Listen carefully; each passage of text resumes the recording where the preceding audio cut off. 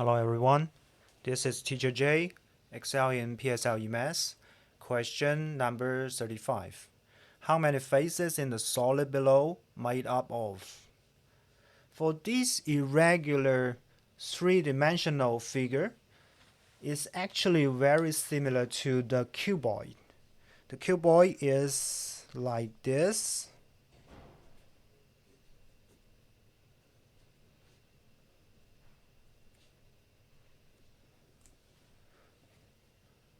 But this plane surface is changing to a curved surface.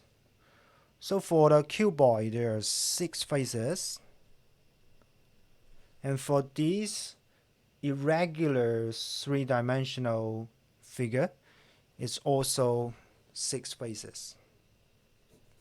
So the answer 6. Alright. A small question. Thanks for watching this video.